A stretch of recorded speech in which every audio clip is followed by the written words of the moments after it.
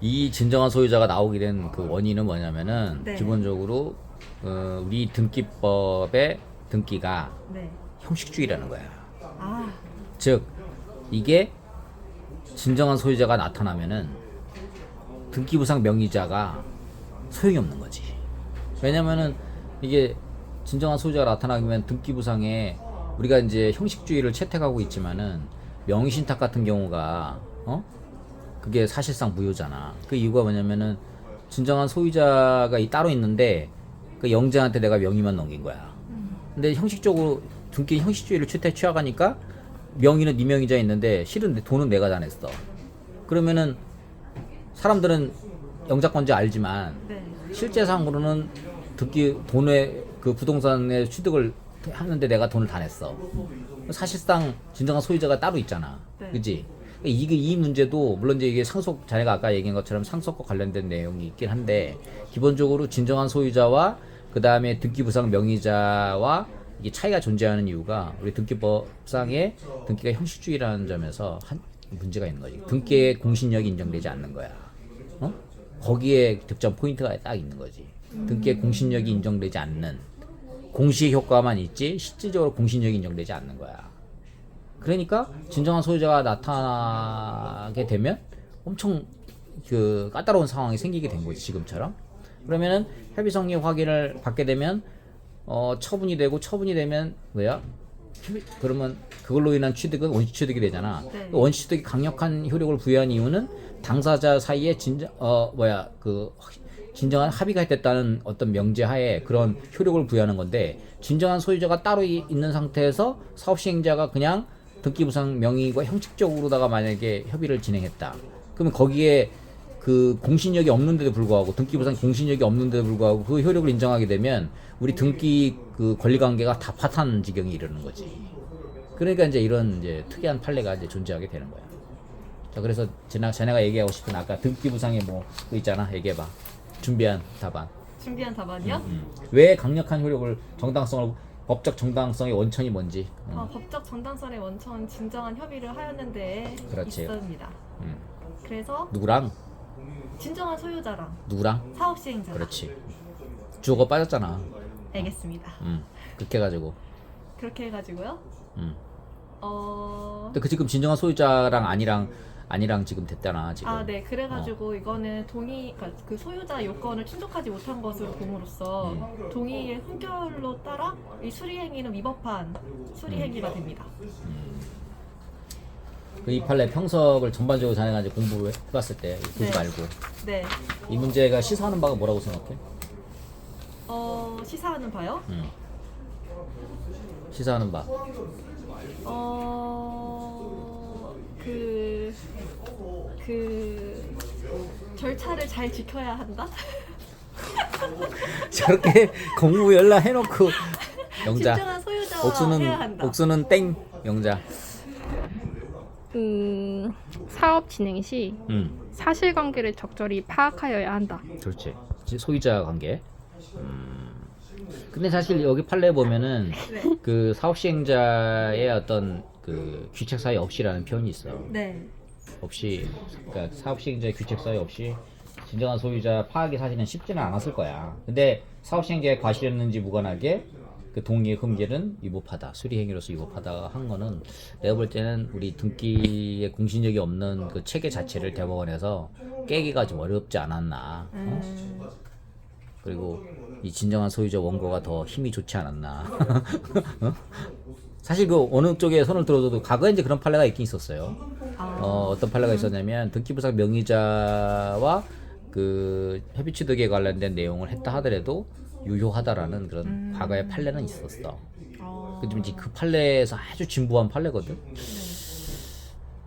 일단 대법원은 우리 등기에 공신력이 없는 체계 자체를 지금 인정하면서 거의 허점을 파고든 이 진정한 소유자 나타난 거 이거에 대해서 아주 획기적인 판례를 낸 거죠. 그래서 시험에 나올 가능성이 높다고 하는 거야.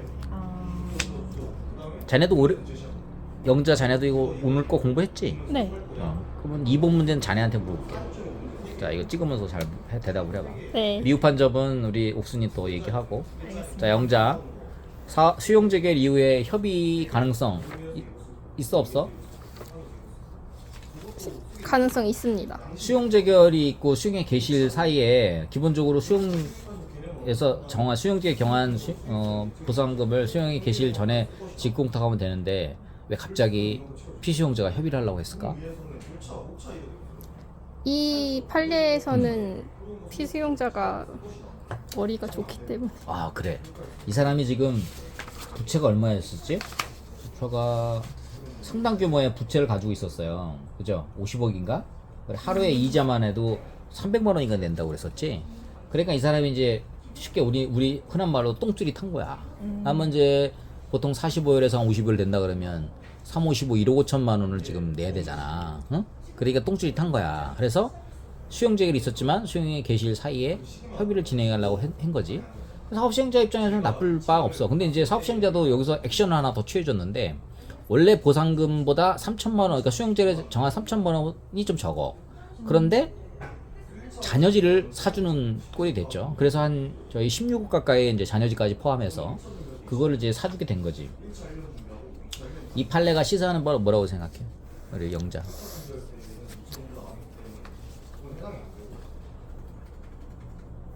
이 판례가 시사하는 바요?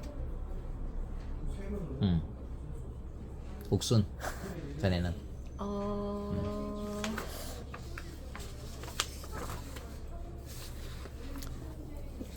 너무 욕심을 부리다가는 안 된다. 야 지금 무슨 동화책 읽냐? 지금 법학 공부하는데 지금 안될 땐 동화 보냐? 지금 동화? 어? 무슨 초등학교 우리 아들 8살도 그렇게 대답 안 하겠다. 야. 동화책 보는 게 아니라 지금 법학을 공부하고 있잖아. 자, 우리 토지보상법에는 수용재결로 인한 강제 취득을 규정하고 있는데 네. 지금 중간에 수용재결이 있은 다음에 수용 개시일 사이에 협의를 할 수 있다는 것은 무엇이냐면 토지보상법은 기본적으로 강제 취득을 전제하지 않고 당사자 간의 협의를 통해서 사적 자체에 의해서 최소 침해 원칙을 관철하는 협의를 우선시한다는 거야. 그게 이 법의 입법 취지고 그 입법 취지를 사업시행자가 관철한 거지. 그런 어떤 판례의 어떤 시사점이 존재하는 거지. 그래서 지금 토지보상법제 뭐 1조도 나오고 농고가 막 나오고 그러는 거잖아. 근데 토지보상법 1조 농고 나오는 이유가 뭐야? 공익사업의 원활한 수행과 공공복리 증진. 재산권의 적정한 보호. 그렇지. 그런 것들이 기본적으로 될 수 있었던 거지. 결국은 2016도 64241 판결에서 그러면 이 변심을 한 중간에 협의를 해놓고 지금 보상금 다 받아놓고 잔여도 다 받아놨어? 네. 그래놓고 수용직을 무효하게 는 소송을 제기했잖아. 영자. 이 원고는 어떻게 됐어? 소송을 제기했잖아. 수용직을 무효하게 는 소송을 제기했잖아. 근데 그 결과가 어떻게 됐어? 기각 왜? 왜? 수용직을 무효 확인해서 원고 패소를 했는데 왜? 일단 논거가 3가지가 있습니다. 얘기해봐. 아 공부했구나. 얘기해봐. 일단 재결 이후에 보상금을 지급 공탁하지 않으면은 재결의 효력이 상실될 수 있다는 점, 그리고 그 행정 쟁송 절차 과정 중에 임의로 당사자가 보상금을 합의할 수 있다는 점, 그리고 공공복리 증진, 재산권의 적정한 보호라는 토지보상법 입법 목적에 따라서 판단했을 때 원고의 주장은 타당하지 않습니다. 명무대 나왔구나. 어? 괜찮았나요? 명무대 나왔. 뭐 스카이야? 명무대 나왔다. 공부 좀 했네. 좋았어. 자, 문제 3번이 갖고 있는 게 뭐냐면 이제 우리 토지보상법 시행규칙 22조의 대외적 구속력, 법적 구속력을 따지는 건데 이게 쟁점이 뭐야? 우리 옥순. 그 토지보상법 제68조 3항의 법령을 위임하고 있고 토지보상법 시행규칙 제22조에는 그 법령 쟁점부터 내용을 딱 물어보면 결론부터 여기에서 시행규칙 22조가 뭐냐고. 그러니까 시행규칙 제22조는 법적 성격이 뭐냐고. 법적 성격이요? 그 법령 보충적 행정규칙. 그렇지. 예. 왜 이렇게 됐다는 거야? 거기서. 그 법령 보충적 행정규칙이라는 게 뭐야? 법령 보충적 행정규칙은 법령의 위임으로써 법령을 보충하는 법규 사항을 규정하는 행정규칙을 말하고 판례에 따르면은 법령 보충적 행정규칙은 그 수권 법령이랑 결합하여서 대외적 구속력이 인정이 된다고 판시를 하였습니다. 나 이대 나온 여자야. 자, 나 이대 나온 여자. 좋았어. 응? 네. 좋았어. 그러면은 이제 그것까지는 좋고 그러면은 시행규칙 22조 뭐 학설이 몇 가지 있어요? 학설 얘기해봐. 학설. 학설이요? 영자. 부정설. 야야야.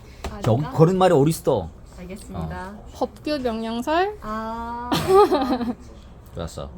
수권 여부 기준설, 규칙. 주범 주체와 행정 규칙설, 행정 행위설, 법규 명령의 효력을 갖는 행정 행정행위설은 규칙설, 없어. 위헌 무효설, 행정행위는 행정 없어. 규칙설. 그래. 행정규칙설, 법규명령설. 빠졌다. 그 다음에 수권여부 기준설, 위헌무효설, 구본규칙 행정규칙설 뭐 이런 것들이 있지. 그래. 그래서 이제 그렇게 하고 그럼 판례는 뭐 어떻게 본다는 거야? 이 사안에 대해서. 판례는 법령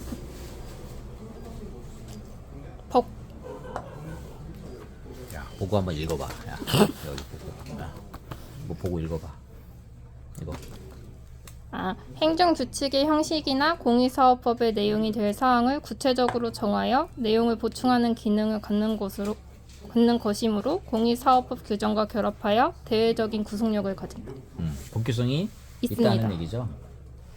이게 이제 시행규칙으로 따지자면 우리가 일반 법률을 봤을 때 일종의 이제 위임명령으로 봐서 이게 법규성이 있는 것이 아닌가 이렇게 이제 볼 수도 있죠. 근데 이제 이게 과거에 공공용지 취득 및 손실보상 특례법의 사법에 있었던 것이 사법의 시행규칙에 있던 것이 공법으로 2003년 1월 1일 들어오면서 이것이 보상의 매뉴얼로 됐고 그래서 시행규칙에 있는 많은 규정들이 다 모두 법규성이 있는 것은 아니고 구체적으로 국민의 권리 의무에 관련된 사항을 상위법령과 결합해서 규정됐다고 하면 그건 이제 법규성이 인정된다 이렇게 볼 수가 있는 것이고 그렇지 않고 뭐 행정청 사무처리 기준으로서 뭐 서식이라든지 이런 형식적인 어떤 그런 부분들만 규율했다면 그 시행규칙은 법규성이 없다 이렇게 볼 수가 있겠죠. 그래서 그걸 일괄적으로 모두 판단할 수는 없고 구체적 사안마다 따져봐야 될 사안이라고 볼 수 있겠고 특히 시행규칙 22조부터 취득한 토지의 보상 관련된 그 22, 23, 24, 25, 26, 27조까지 전부 이렇게 보면은 특히 26조의 사실상 사도에 나오는